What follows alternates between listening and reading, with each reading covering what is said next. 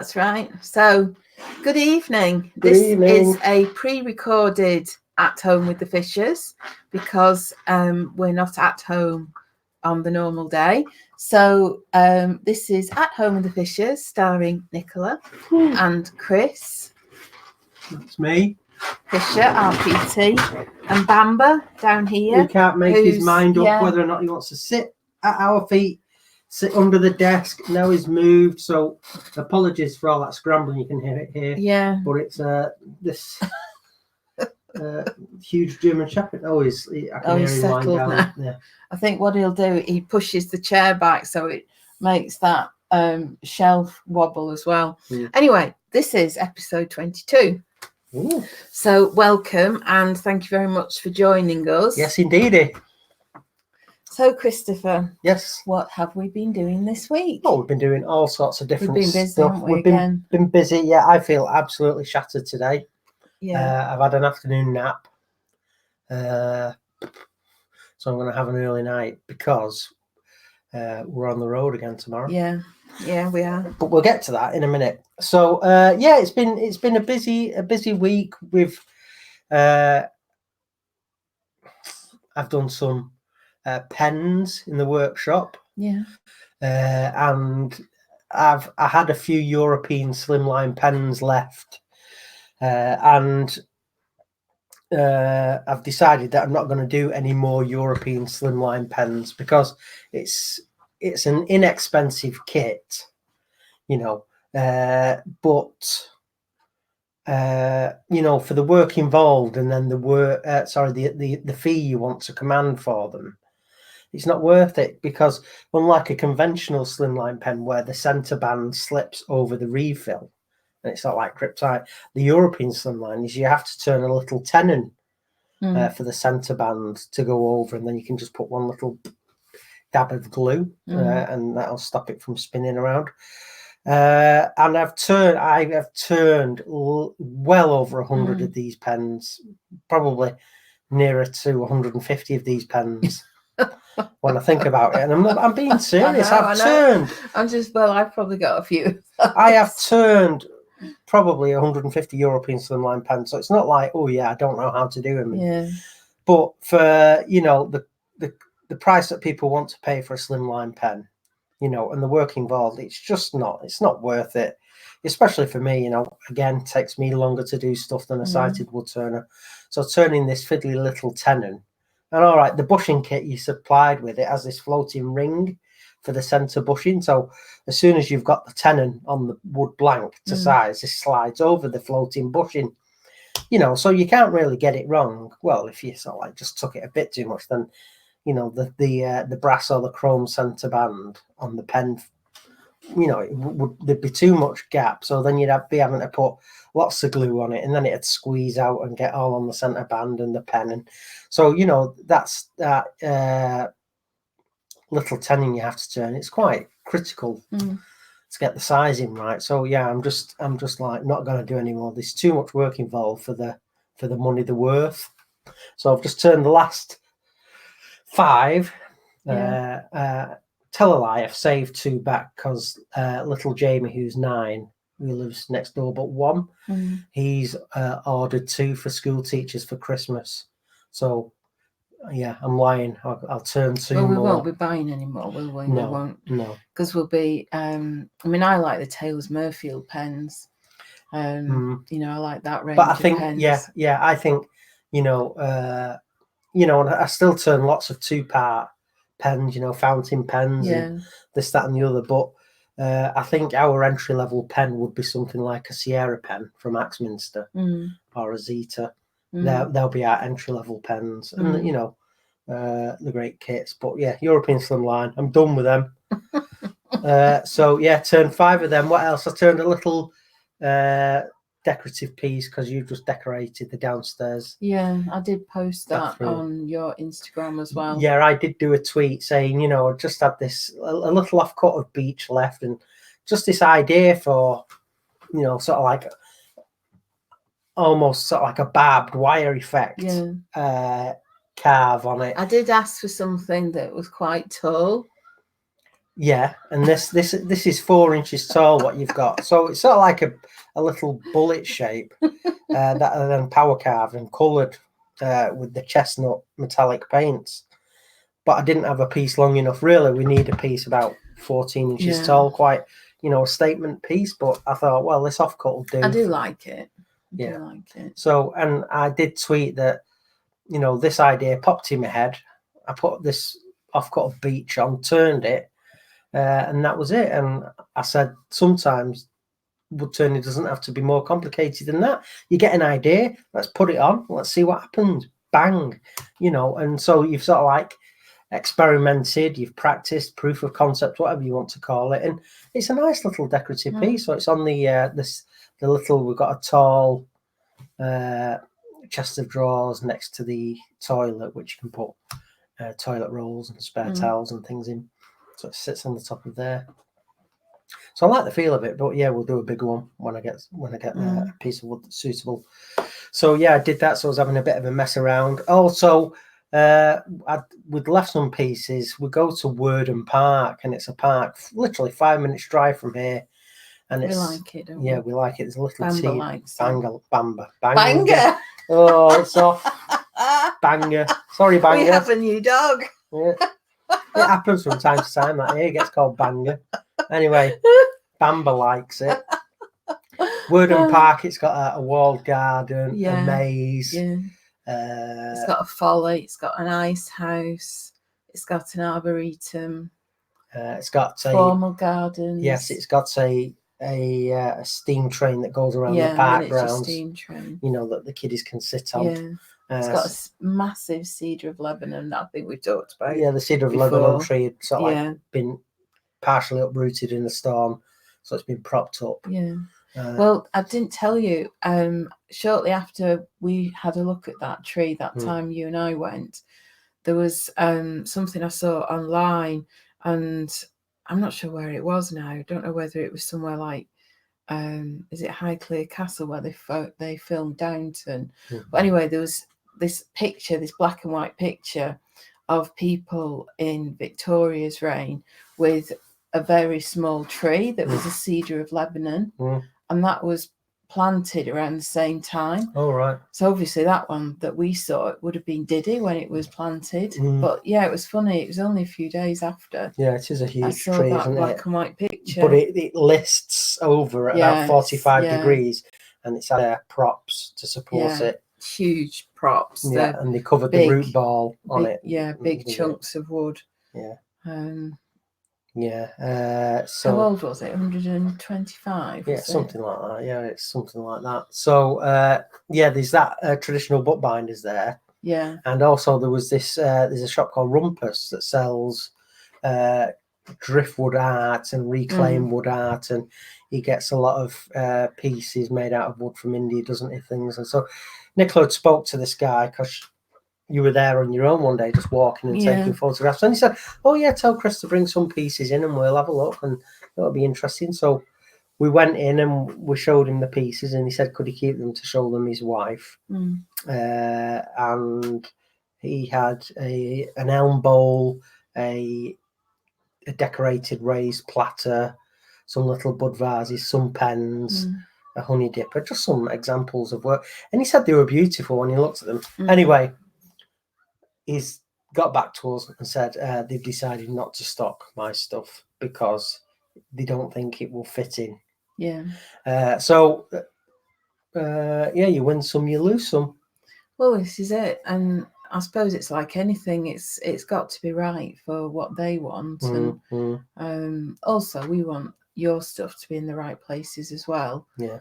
But yeah, sometimes you win some and sometimes it did sound promising when we had the meeting, but he came back and obviously they decided not to. So this is it. You don't know till you ask or try.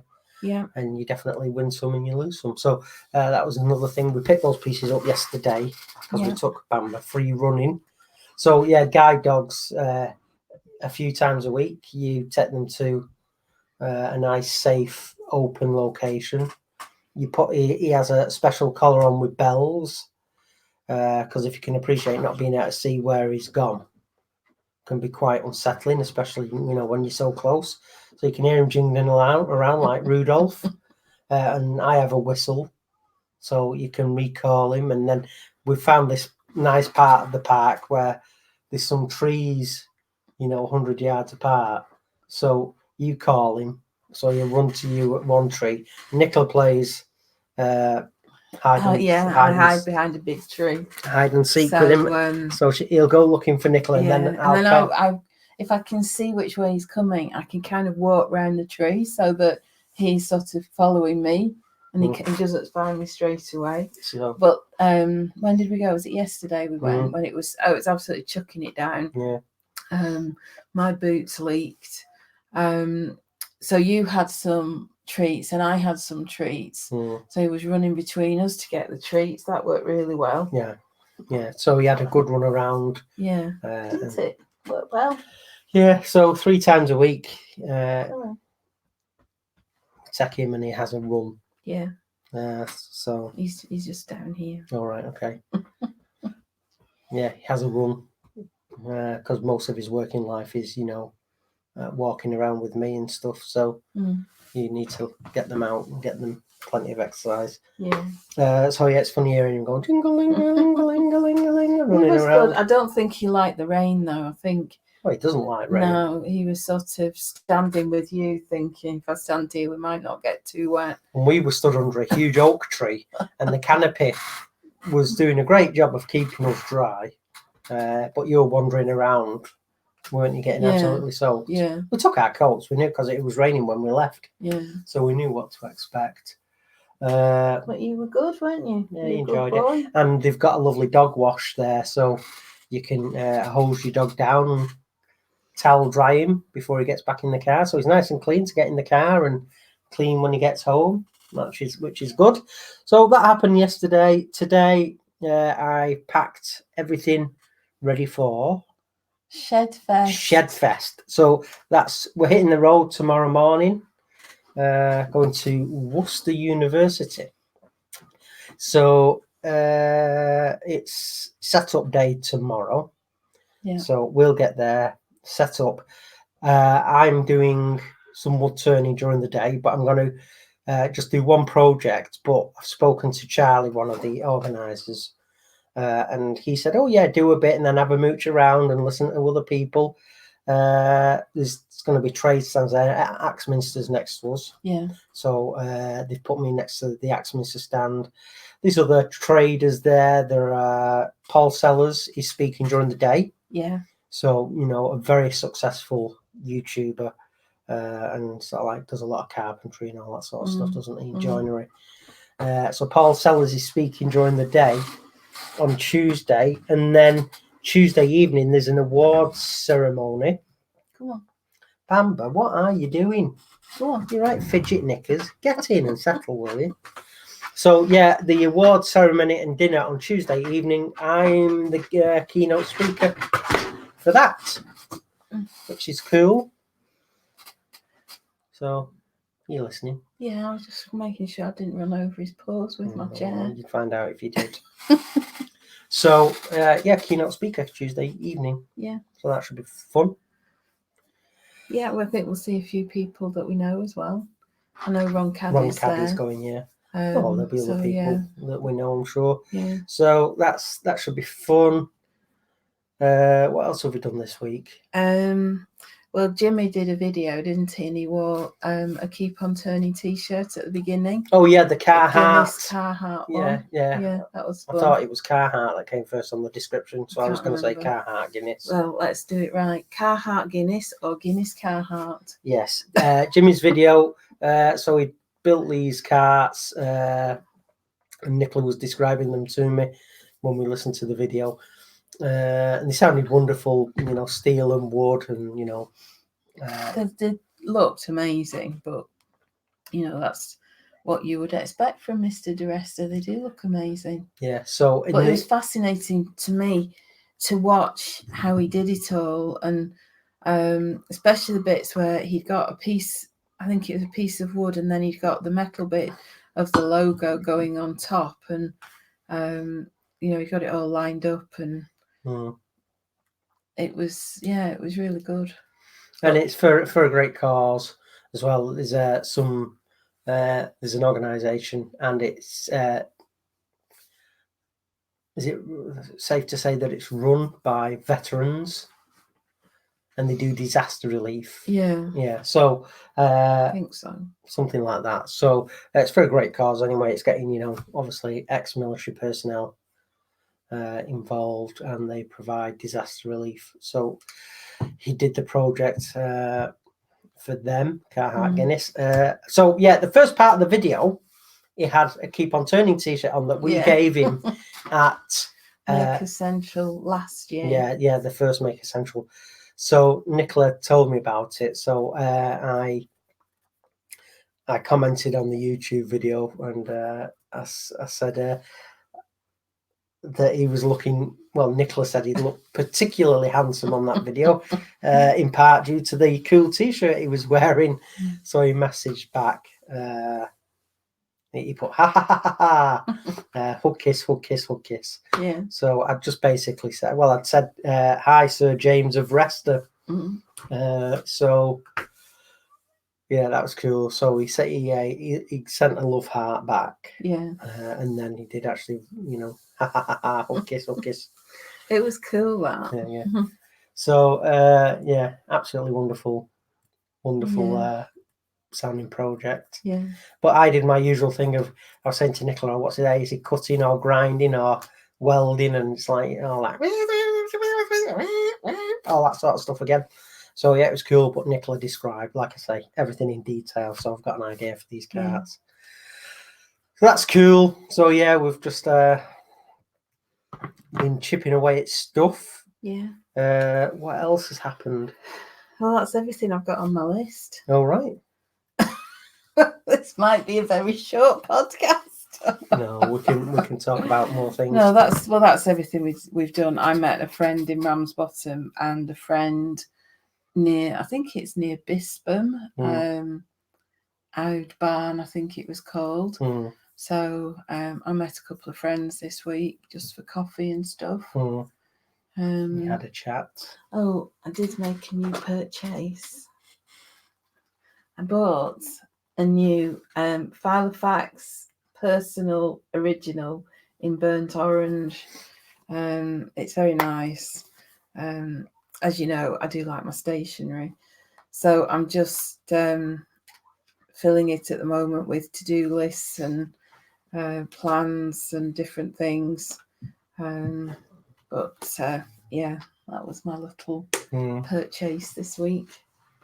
Indeed, yeah. So I had a smell of that, didn't I? Yeah. Yeah, lovely leather. Well, it is, and it's. I don't think I don't remember having a Filofax the first time round because it was quite a yuppie thing at the time. Oh yeah, it was super. Whereas on now, trend, wasn't it? I think what's interesting about Filofax is I think they had a massive dip after everybody had done the yuppie thing and they'd all had the Filofaxes. I think they probably had a decline in sales. But now, Filofaxes, planners, anything like this, people... Midoris, travellers' notebooks, bullet journals, Leuchtturm, I think it's Leuchtturm. They're absolutely massive. If you go on Instagram and you search for hashtags like planner or Filofax, you'll see all these people who have these planners, and they don't just have one. Some people will have this. You haven't. You've got dozens of the bloody things.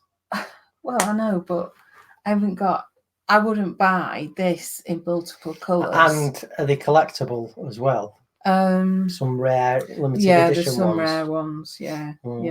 But some people will have this in every single colour, and they'll move their stuff around, and it's absolutely massive. It's kind of quite cult now. And people personalise them, customise them. You can get washi tape and stickers and all that sort of stuff, can't you? I think this is what's nice about them now.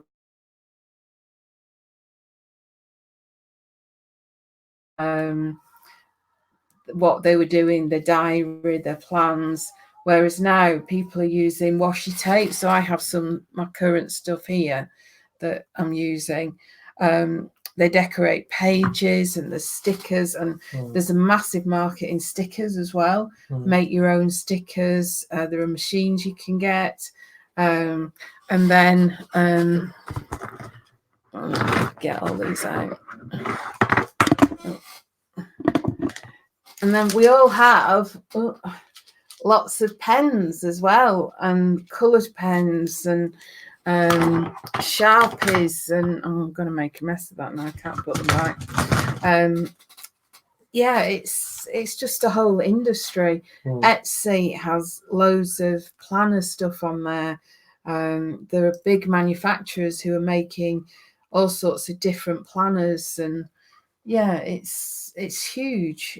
But it's a completely different market now. But I think Filofax has responded quite well. Yeah. And they've come up with different types of Filofaxes and other refillable notebooks that you can get to. So yeah.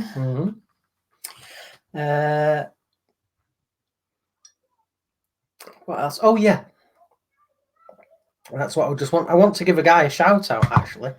And I don't think he's a maker in the true sense, but I'm going to give him a shout out because he seems like a really nice guy.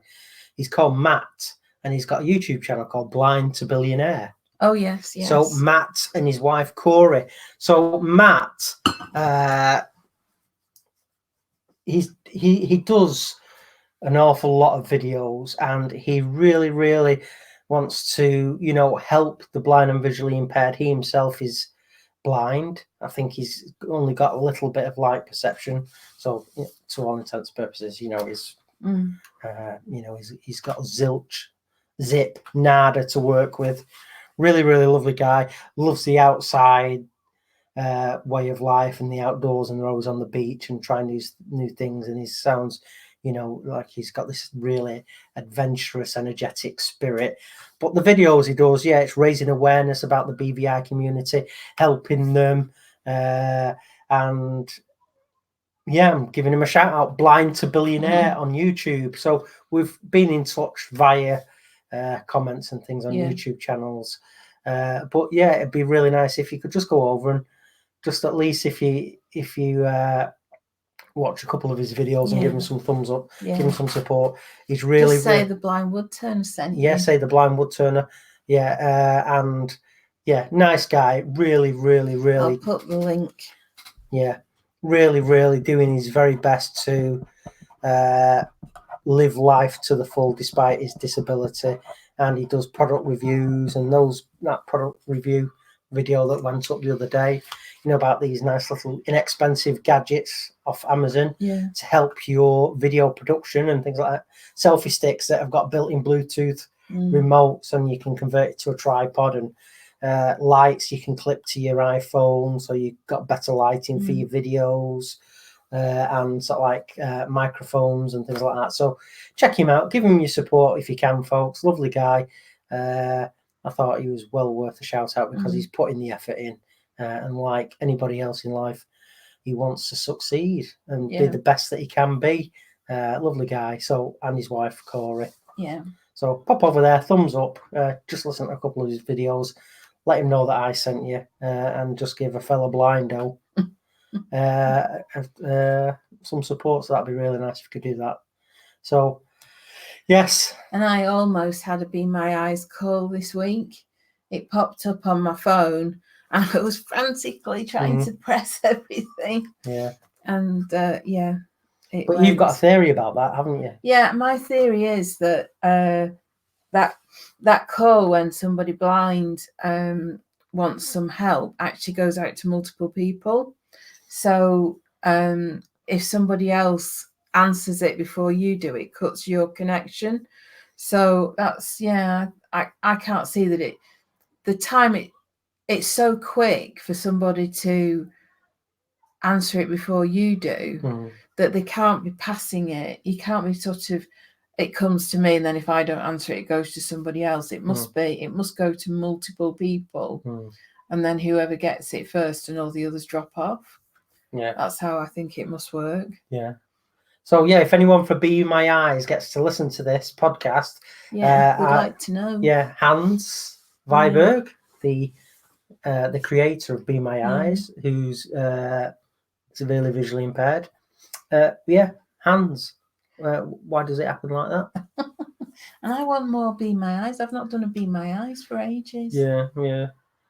Well, it'll happen when it happens. Yeah. You've just got to be so fast, haven't you? I But like you know, say, I know. your theory just sort of like makes And sense. the thing that my phone is obviously locked as well when I'm not using it.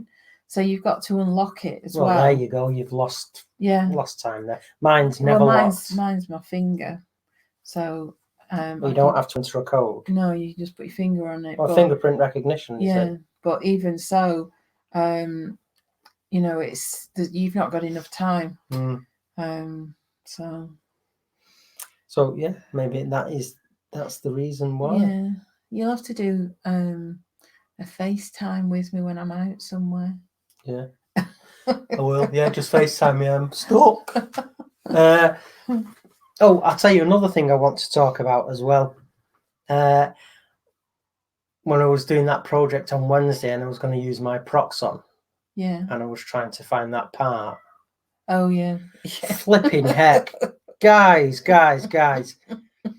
You know, I was getting infuriated / angry. My last demonstration, it was obviously end of the night, free for all, usual. We want to get the village hall or the daycare centre, wherever it is you end up doing your demo that the club is based. They want that place cleaned, packed up, locked down within minutes, and they all want to get home or, you know, get to the pub for last orders, whatever. It's like a race. It is. And the last demo I did, it was particularly frenzied, that sort of like takedown segment at the end of the evening. Yeah. And stuff got thrown in all sorts of toolboxes, and I was finding bits that shouldn't be there, and you know, about me wanting stuff in its own place. And I say to them, can I get there an hour early, because it takes me, I need to set up and lay things out where I know they are. Really, when I'm packing up, it should be let me put everything away, because it has to go in a certain place so I can find it easy to put it all back in place in the workshop. And this was just chaos. They were all helping, and it's like, oh yeah, we'll help, but no one was saying, where do you want this? So people were just shoving stuff in everywhere. So yeah. Anyway, there's a little, when you attach the saber-tooth carbide discs, there is a little sort of like what's the word I'm looking for? A spacer, really, with a hole drilled down the center that holds the saber-tooth in place, and then the little set screw goes through the middle. Anyway, I could not find that. Could not find it anywhere. We were about to go to Axminster, weren't we, to get a new one? Yeah, because I knew that I'd need it for ShedFest, because I'm going to do some power carving on a project. Anyway, I was then feeling through all the little drawers that you have with all your odds and sods and bits, and trying to find washers and things that would work, and I couldn't, and trying to find, you know, all sorts of different things to get things together. And I thought, oh my God. And I knew that if I went to Axminster, you know, they'd probably say, well, we've got to order one and it might not be in time. So I was panicking a bit, and I hate when something goes astray, especially something that's important to me and I use so often. So I was getting a bit bloody angry. Anyway, I was sat down and I'm thinking, this ain't right. This ain't working. You know, one of my favorite tools now is, in essence, you know, out of action. And I was sat there and I think, oh, what if they just threw it in that toolbox that I haven't checked? And I went and checked it, and I had to feel around with my hands, and I found it, the little thing, bless it. And I went, woohoo! And Nicola went, what? I said, oh. So I explained what had been going on. An hour I wasted. Yeah. And that had put me an hour behind that day, because I wanted to get this little ornament for the downstairs toilet done. And then I could crack on with these 5 pens, the pens of doom. So, yeah, an hour I wasted faffing around, trying to feel and find for it and make something that would work, and it didn't work, and I knew that what I had in mind wasn't safe at all, so I wanted to just say, no, I'm not doing that. I'm out of breath thinking about it now. Oh, it's terrible when the blind lose something like that. It's like one of your favourite things. We get very protective. It would be the same for a sighted woodturner. If, you know, someone else had packed all his stuff away, he might find it quicker than you did because he could look and see it. But, you know, sometimes I put things somewhere and I've put it somewhere safe, and I think I'll definitely remember where that is. And you forget. And then you're hunting round. There was something I was looking for a while ago, and I looked everywhere for it. And I've got a rail just over here where you can see these cables here. They're all my cables for computers and stuff like that. But they're attached to a rail. So sometimes if I've got something that is better hanging, like a chain or headphones, I'll put it there. And it was something like that. And honestly, I looked in every room in the house and boxes and I couldn't find it, and it was there all the time. So but it is. I don't know what the solution is really. I mean, it's you know, even if you say I'm okay, don't pack, people just start sneaking stuff in boxes. They do. And then it's like, where do you want this? And then they're carrying it outside as well. And then they say, oh, right, should we start loading your car? I say no, because it has to be loaded a certain way. Yeah. You know, so I load it a certain way so it's safe. Yeah. You know, it's not sliding around. It's safe. Oh, we've got it down to a routine, haven't we? Yeah, now? yeah. So I can load and unload the car, you know, in a relatively short time. It all goes in, nothing's sliding around. You know, there's a place for everything. Whereas, you know, if you did have a big van, you know, you could generally, not too bad. You could put, you know, people could actually carry stuff into the van. But you know, when you're using the family car and you're folding down the back seats and things, you know, things have to go in methodically and safely. So yeah, it's that routine, repetition. Yeah, it ensures efficiency and safety. So this one little piece, you know, flipping X under the size of a 5p piece with a hole drilled in it. You know, it's sort of like a washer with a little stem on it with a hole drilled in. It's probably worth about 5p. You know, but that was the game stopper. That was it. So I wasn't a happy camper, but then I was because I found it. Yeah, so that was good. Do some power carving on. Well, it saved us a trip to Axminster and saved us having to buy something. Yeah. So no, when I looked, they said, "Oh, they don't come individually. You got to buy new procs on." You know, that one little piece that cost us £90. So yeah, treachery. That's what it is. Goddamn treachery. Yeah. They're only wanting to help. I get that, and I appreciate that, but it's counterproductive. Yeah, I mean, it's just appreciating the difference for you. And you know, they ask me sometimes, I love it when we go to demos and they start asking me, where do you want the tables? And I'm like, just ask Chris where Chris wants the tables. And then they'll ask me something else and I'll say, well, you need to ask Chris. Well, basically they know where the table has to go because they have their camera setups and TVs, and where do the club members sit. So from that, you know, if the demonstrator normally goes in the corner over there, I'll go in the corner over there. But, you know, I want tables laid out, generally something for the lathe to go on, and a table to either side, and have certain things on the left-hand side and certain things on the right-hand side, and then everything's laid out and placed. So that's why I need an hour before a demo, so I can do that. And then I can use my memory map to find things quick in the demo. But it's like I said, as the demo's progressing and, you know, in the heat of battle and the clock's ticking, you're thinking, oh my Lord, I've only got 30 minutes left. And you start putting down things where they shouldn't really be. And then I start tapping around and feeling around for a lot more stuff then. And people in the audience shouting, it's to the left of you, mate. It's there. Just, oh, go on. There it is. So, yeah, because I can see me tapping around and like, oh, no. But, yeah, demos are fun. for lots of different reasons. Yeah. Yes. So we can hear the kids actually running around outside. Yeah. They've only got a few more days off. What, Yeah. one more day. I think they go back Tuesday around here, something Right. like that. Yeah. So they're out now playing, making the most of it. Obviously they're off tomorrow, but it'll be early to bed, bath. Yeah. I bet they've all been New out. uniforms. They've all been out buying uniforms and new pens, new stationery, new you pencil love this time case. of year, I don't do. you? Yeah. I've been every supermarket we've gone in. I've gone to the back to school section just to see what pens they've got. Yeah, see what deals they're doing. Yeah. Well, I've actually done quite well. I got these pens that I'm using at the minute. These all came from different packs, but these are Papermate Flair, so they're like a felt tip pen. But they're quite nice to write with, and they're good in my notebooks for planning and stuff like that. Plus, I love all the different colours.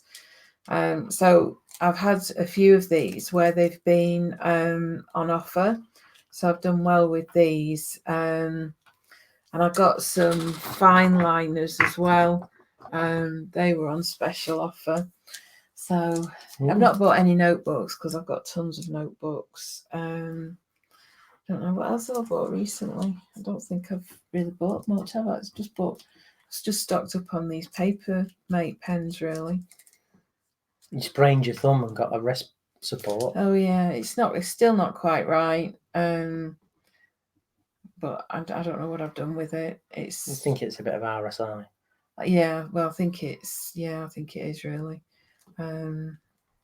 But it's better than it was, but I haven't got much grip on this hand, so unscrewing lids, jar lids. Yeah, I'm getting called into action more on the old unscrewing of lids and things. I just haven't got any sort of strength behind it. Well, you've got an injury there somewhere, haven't you? Because it was swollen as well, wasn't it? Yeah. So yeah, something's giving it a bit of mither. Yeah. So, yes. Just while I think on, did you send the link to the Joe Kirchmer podcast to him? Yes. Have you done that? Right. Okay. Yeah. Yeah. Just thinking about. He's put it on Instagram as well. Oh right. Okay. He shared it on Instagram. Yeah. Because he was saying. Well, actually, Because he was saying that because Joe's got the lab for Barclays Bank. Yeah. At the Olympic Village in London. Yeah. He was telling them about his weekend here and everything. So he said they were interested to listen to the podcast. Barclays, the marketing team at Barclays. So I was just curious if you got it. Well, what I need to do as well, I read a while ago and I read it again this week, that if you go on to Spotify, which you can find our podcast on Spotify, you can actually share it to Instagram as well in stories. So I need to start doing that. I think I might have done it once and I forgot all about it. But you can actually click on it and play it and go to Spotify. So I'll try and remember to do that as well. I could do it with last week's. So cool. Yeah. So anything else? I think that's it now. Okay. We are quite tired, aren't we, as well? Yeah. It's been a busy year. Yeah, I think our little Duracell batteries are kind of running down now. We've both felt it recently, haven't we? And, yeah, it's been a busy year. Yeah. So we've done thousands of miles, haven't we? Yeah. Yeah, so we need to sort of plug ourselves back in a bit and recharge, don't we? Yeah, but September's busy. Oh yeah. Well, I did a plan of September because I was trying to see what sort of time we had available. So I do these little plans. And we've actually got 4 free days in the whole of September where we've got nothing planned. But I suspect not all of that is work, in fairness, is it? A big chunk of it is, but like we've got the family reunion and things like that. Well, we've got the family reunion. Other bits and bobs. The vast majority of it is work related. but yeah, I just thought I'd do it out of interest because I wanted to plan a few bits and pieces. Yeah. But yeah, we've actually got 4 free days, and that includes a weekend. So we've got 1 weekend and 2 weekdays. But yeah, so busy September. So we just need to be a bit more structured, don't we? Bamber's on the move again. Come on. So we're just going to try and be a bit more structured and next year. Yeah, not. We've said next year we're actually going to say, look, we're taking 2 weeks out. Yeah. And we'll do nothing.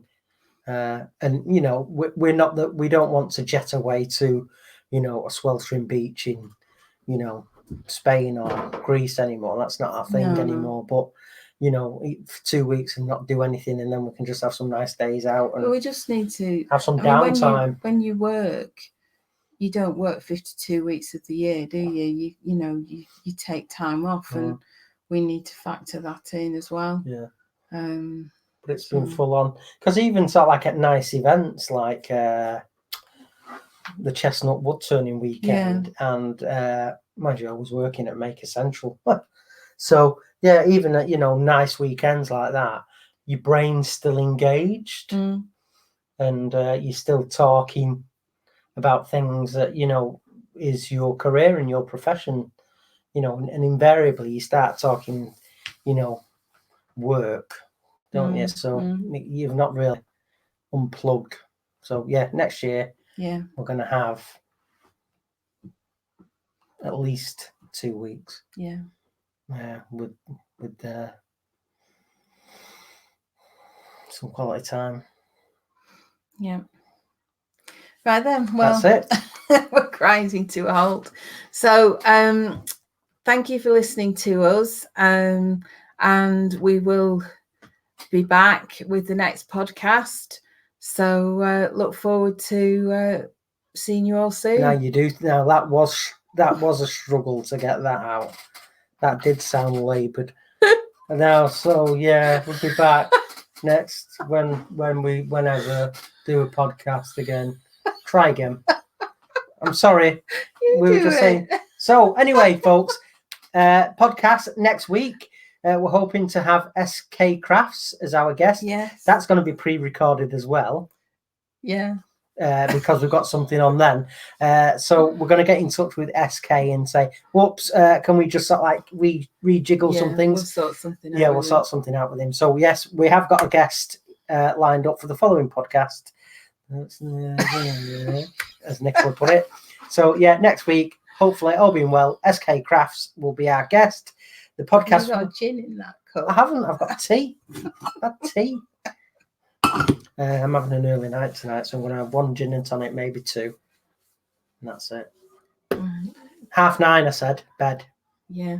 So you've heard it here, folks. Early night. Early to bed and early to rise.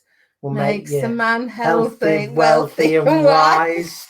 Or in our case, early to bed and early to rise just makes you more knackered, grumpy, and even worse off financially. So yeah. Anyway, with that being said, yes. Right, we're going now. We're going now. Bye. Thank you, everybody. Don't forget to like, share, comment, and subscribe. Give us a thumbs up. Tell your friends about us. Until the next time, keep on turning. Bye. Bye.